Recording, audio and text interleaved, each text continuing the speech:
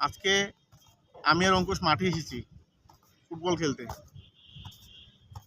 আমার বাবা ফুটবল ভালোই খেলতে পারে, অনেক কটি গোল দিয়েছে। ছোট থেকে বড় সকলেই মাঠে যেও, শরীরের অ্যাক্টিভিটিটা খুব দরকার। মাঠে ফুটবল খেলো, ক্রিকেট খেলো, হাঁটো, দৌড়াও, যাই করো মাঠে খেলো। কারো বাড়ির সামনে মাঠ নেই, সে রাস্তায় হাঁটো। শরীরের অ্যাক্টিভিটিটা খুব দরকার।